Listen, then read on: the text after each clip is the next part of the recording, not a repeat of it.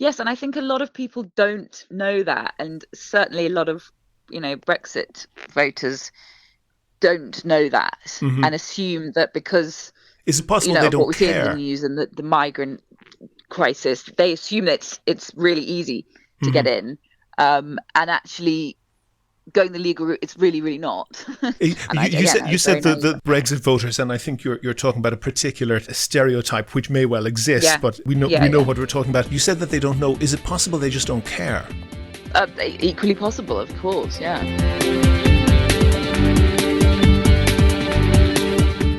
This is Here's How, Ireland's political, social and current affairs podcast, presented by William Campbell.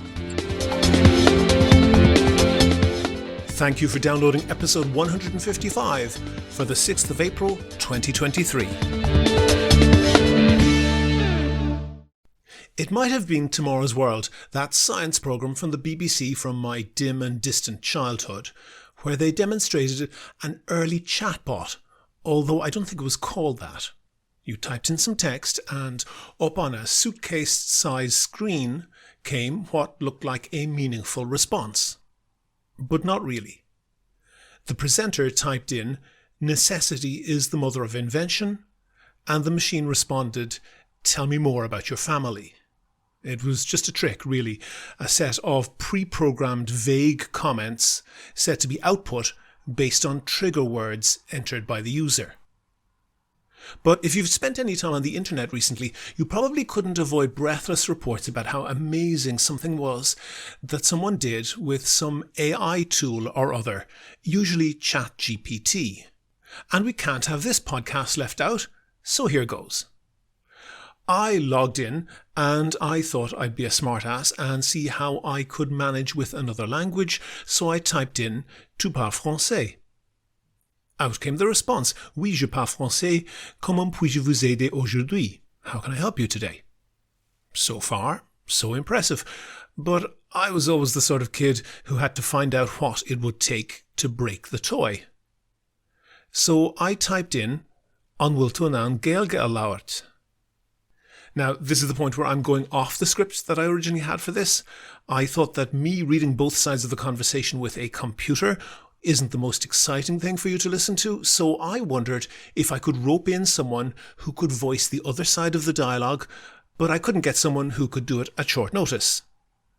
Then I googled some text-to-speech services that you can find online.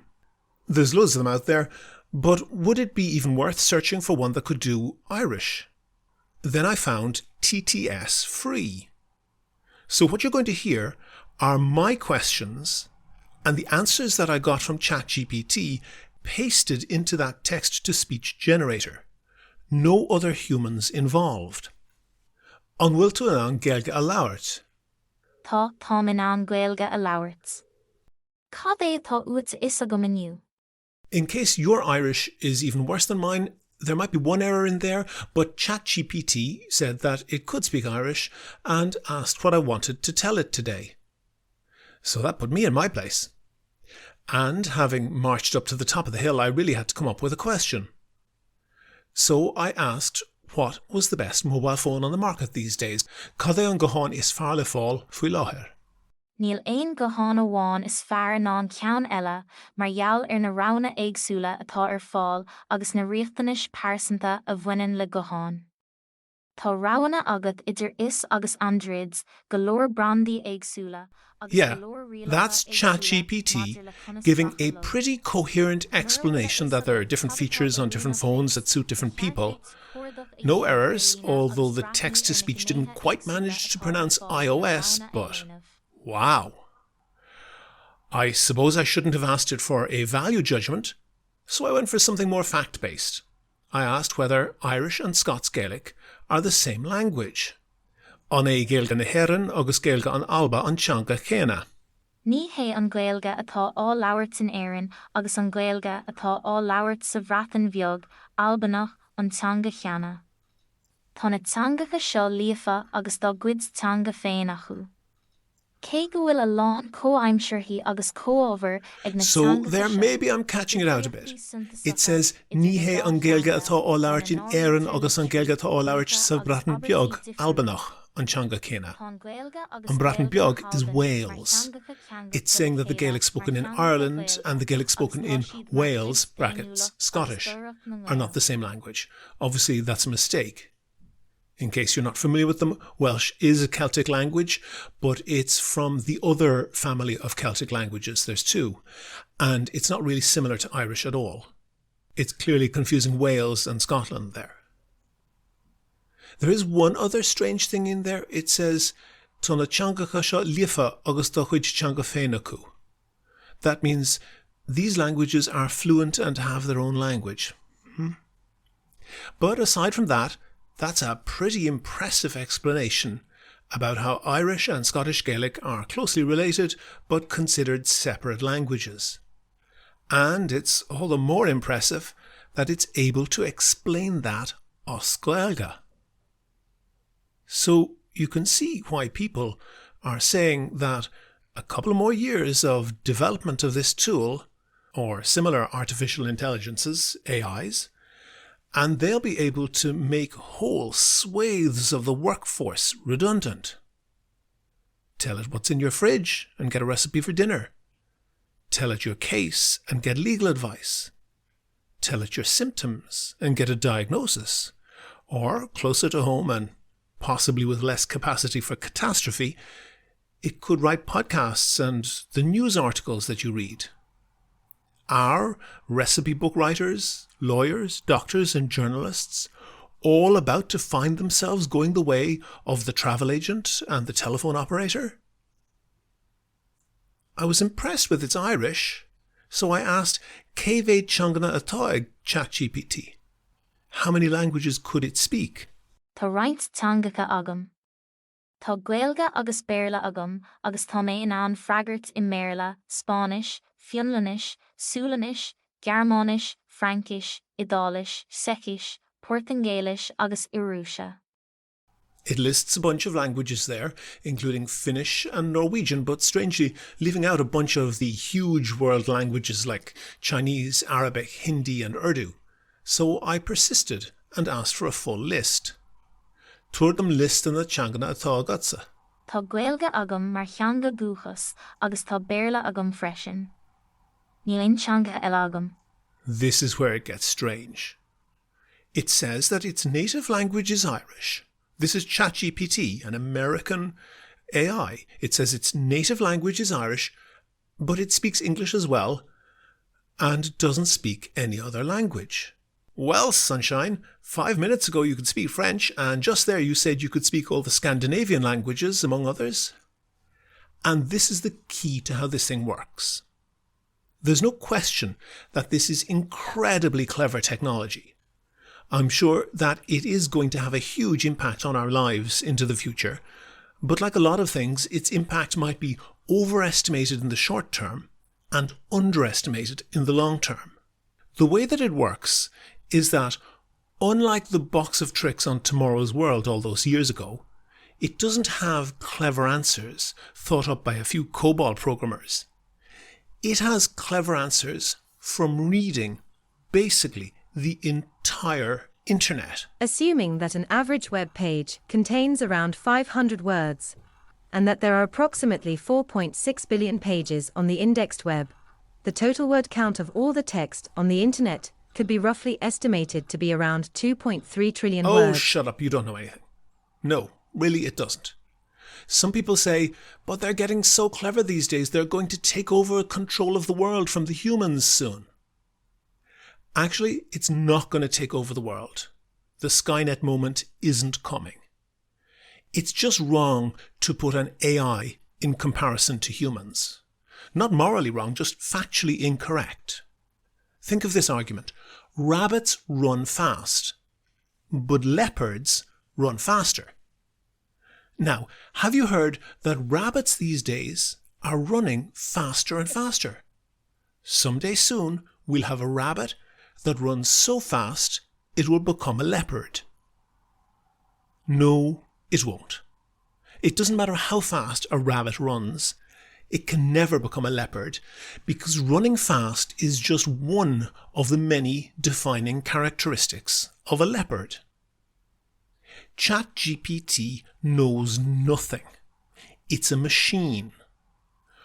Unlike humans, it doesn't have any intentions, any desires, any consciousness, or any wants. It's unarguably a brilliant achievement, but what it is doing is selecting a probabilistic response to a text input based on all the text it has access to out there on the internet. And when people talk online about speaking Irish, they usually say that they speak English as well and no other language. ChatGPT encounters many instances of responses like that, so it spat that out. And remember the line where it says, Tona teangacha seo líofa agus do chuid teanga féin acu. These languages are fluent and have their own language. What does that even mean? I would bet that that is a regurgitation of all the people who, when they talk about Irish, make a point of saying that we have our own language and that they're fluent in it. It's a thing that is said about Irish a lot, which turns into a signal to the programming that this is an important thing to say about Irish. Actually, ChatGPT isn't all that different from the Tomorrow's World computer that says, "Tell me more about your family," when it spots the keyword mother in an input text. It is, of course, working with a database vastly larger and programming vastly more sophisticated, and it will get better and more impressive, and it will do useful stuff. But it's still a machine. And the impressive thing that it does is not understanding anything. It is that it's convincingly imitating a human that understands. The cleverness is not in an ability to be human. It's in the ability to imitate a human. That's different. It's still clever, but it's different. There are a whole lot of things to worry about in the world today, but Skynet isn't one of them. In a moment, we'll have the interview, but first I just want to say thanks to all of our patrons on Patreon. I really appreciate everyone who donates to the podcast on Patreon. We don't get a huge amount of money out of it, but it pays the bills for things like web hosting. Kevin and myself basically donate our time for free. And it's also a great morale booster when we get a new patron on Patreon. It lets us know that there are people out there who are listening and appreciating the podcast. We make a big effort to cover things that are undercovered on Irish media, and you're more than welcome to listen for free. But if you think you could do the same as the patrons on Patreon do, and donate the price of a cup of coffee once or twice a month, there's details of how to do that on the website and at the end of the show. Do you agree? Do you disagree? Follow at Here's How Podcast on Twitter and like Here's How on Facebook for updates on each show's contents. Annabel, how's the baby? The baby's great, thank you. He just turned 8 months old. And yeah, he's fantastic. And how has it all been? It has been great. I love being a mother. I didn't ever think I would be one, and I'm really enjoying it. Yeah. It's a bit tricky being a freelancer and trying to work around him. Well, very tricky, I should say, but worth it. Yeah, worth it. Okay. I should say you are Annabel Fenwick Elliott. You're a British freelance journalist. You've worked with various newspapers. And am I right in thinking you're really not employed because of that, and then you get no maternity pay? Is that all correct? Yes. Sadly, I left my cushy job at the Telegraph. I was with them for 4 years. And I left them before I knew that I was going to have a baby. And then very quickly after that, got pregnant, and they had a 6-month full pay maternity package, so would have been wise for me to stay a little longer, but yeah, no, I don't get maternity. And do you have family helping out? My mother helps me 3 days a week when I'm in England, which is really the only way that I can get work done. And otherwise, I go to Iceland. I spend a lot of time in Iceland to see his father. Okay. And tell me about the dad. Are you planning to get married, or what's the deal? We are engaged. It's been a bureaucratic nightmare trying to get married with all the paperwork, but we are engaged and we will get married as soon as the paperwork is done. He's a German pilot and he is currently based in Iceland. So I spend quite a lot of time there, but he can't come and live with us in England because he can't get a visa. That's really what I wanted to talk to you about, because you were writing about this. So he's German, and as they say in Germany, he's a German. He's like a German-born German citizen. And for us in Ireland, this is one of the kind of startling things about Brexit that we hadn't really anticipated. He, as a German, now needs a full-on work visa to be allowed to come and live in the UK, even though he's a pilot and he would be kind of working internationally to be based in the UK, and then he would be employed in the UK. That's why he would need a work visa. Is that really difficult to get? Yes, very, very difficult. Companies are, it's bureaucratic, it's expensive for companies, and then not many of them do it. I think increasing numbers are having to because of Brexit, because so much of the talent's gone now that they're kind of having to go elsewhere, but not any of the airlines that we have tried. So that has not been straightforward. We haven't found a job yet for him to get sponsored by. Okay, so you say sponsored. So essentially what needs to happen is for him to find a job with an airline, and then after they've offered him the job, they have to go through this whole bureaucratic process of saying, we want to give this guy a job, and he will have a steady job in the UK, and then he begins the process of applying for a visa, which obviously could take some time and can't begin working until then. So that's a big disincentive to an employer. Can you just kind of go through the steps of what you've done, and why couldn't he just come before he gets a job? Can you support him? Can he stay with you? Naively just assumed that given that the baby was born in England to an English mother, and we're together, that it wouldn't be difficult for him to get a family visa, a spouse visa or a parent visa. But it's not. It's in Britain. Is one of the toughest places in the world for these rules, news to me. So it's an incredibly difficult, expensive, and long process. Can you iterate out some of those steps? Yeah. So £5,000 sterling, I guess you mean? At least £5,000 just for the visa, and that only lasts 2 years, and then you've got to do it all over again. First of all, we don't have £5,000 saved up, but even if we did, we don't qualify because I don't make enough, or I didn't make enough money last year.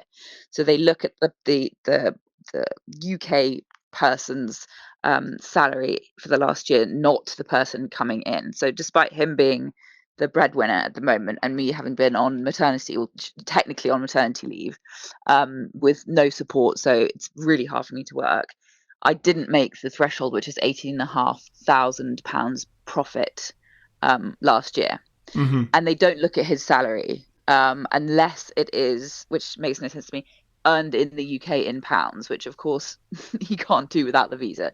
So they won't take his salary. So slow down on that again. So there is an income threshold which you don't meet because you've been obviously on maternity, and his pilot's pay based in Iceland, which I would guess is relatively good money, that doesn't count towards the income threshold, and it would only count towards the income threshold for him to get a visa to work in the UK if he was already working in the UK. Yes.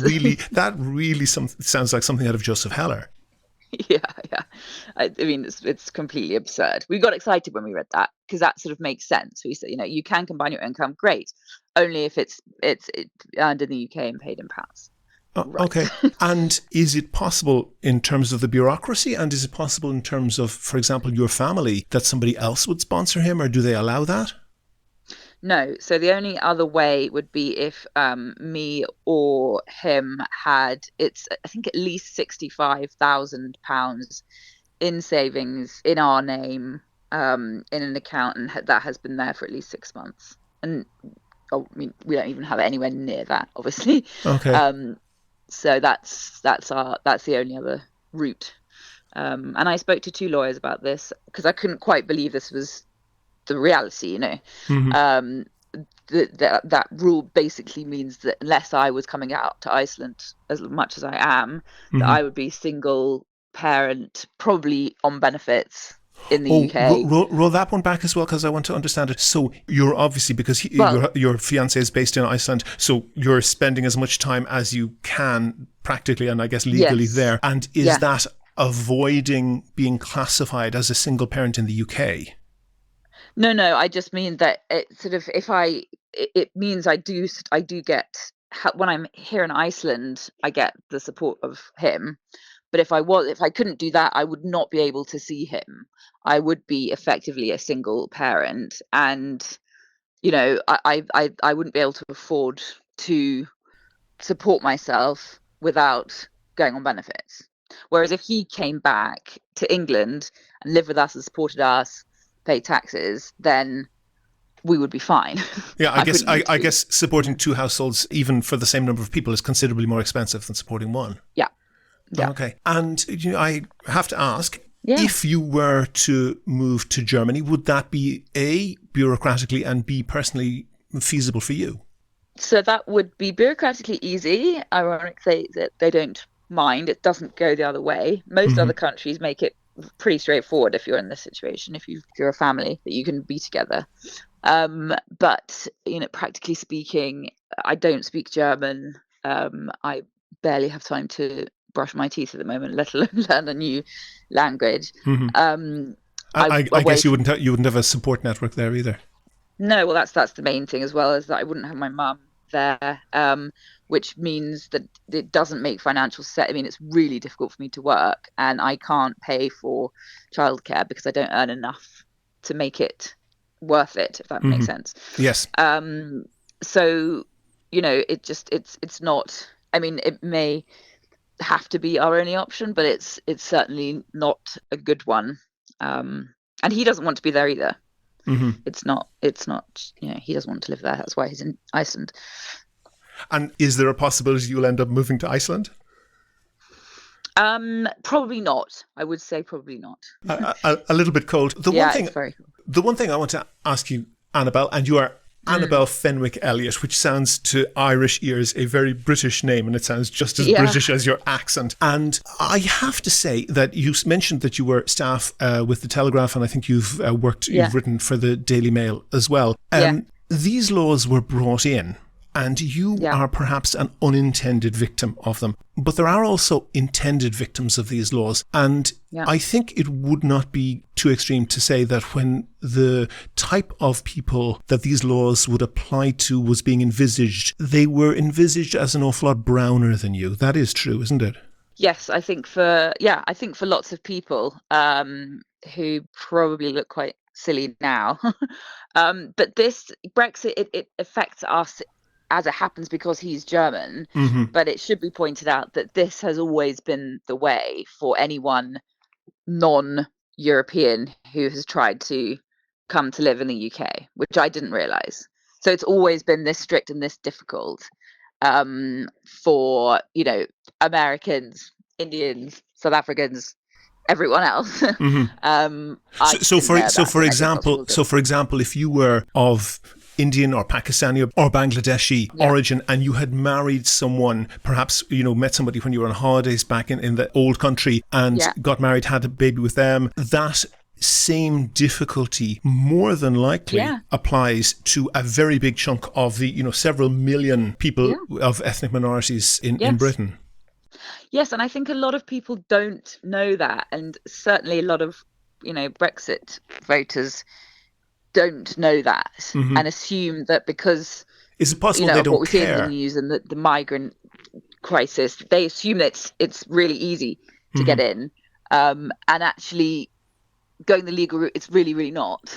You said the Brexit voters, and I think you're talking about a particular stereotype which may well exist, but we know what we're talking about. You said that they don't know. Is it possible they just don't care? Equally possible, of course, yeah. Okay, and I have to put it to you that there does sound like a little bit of, the leopards ate my face to what you're saying here, that the Daily Telegraph and the Daily Mail in particular, in the run-up to the Brexit referendum, it's very difficult to avoid the conclusion that they just told an enormous pack of lies, or at the very least were willfully blind to reprinting a pack of lies that were told by people on the Leave side. And, I'm not going to play all the clips of people like Daniel Hannan and Nigel Farage saying, we will absolutely not be leaving the single market. We will remain as close as ever to European countries. I don't know what you were writing for the Telegraph or for the Daily Mail, but did you ever at any point, either before or after Brexit, say, hang on a second, these guys have hoodwinked the British people? Yes, yeah. And, working for the Telegraph, which is very pro-Brexit, I would be lying if I said that I wasn't to some degree not swept up in it. I've said from day one, and I did vote to remain, that no one without a politics degree, economics degree, should be allowed to vote on something like this. And that's why I voted to remain in the end. But it was confusing. Even I was confused. I mean, I work for a very pro-Brexit paper. So yes, I was naive myself. I didn't think it would be as bad as this. And I am, to some degree, I'm angry about it. And I think a lot of people were misled. And I think a lot of people are often misled. On every election, we're misled. This is not new. I mean, politicians lie all the time. I just think this was not something that ever should have been put to the public to vote on, this particular policy. That's perhaps a controversial opinion, talking to people in Ireland where we have at least one referendum a year, often on quite complex topics. Sometimes I think we get it right, sometimes we don't. But I would just wish you and the baby and your future husband the best of luck, and I hope you find somewhere that is very accommodating to live. You are all entitled to live in Ireland if you want to do that. I know, and I am half Irish. So. Oh, well, there you go. So the best of luck going forward in any case, and thanks for talking to me, Annabel. Thank you very much.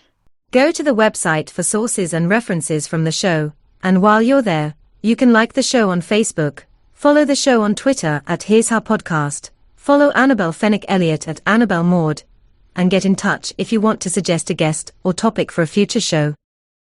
And thanks again to all of the patrons on Patreon. It covers the costs of keeping the podcast going, and if you could throw in the price of a pack of crisps once or twice a month, please do go and sign up at patreon.com/here'show. That link is on the website. Also there you can find out how to subscribe to the podcast for free, on your computer, on your phone or by email. All that information is at www.here'show.ie. The Here's How podcast is produced and presented by William Campbell. The co-producer is Kevin Wolf, and they are now the slaves of your new computer overlords.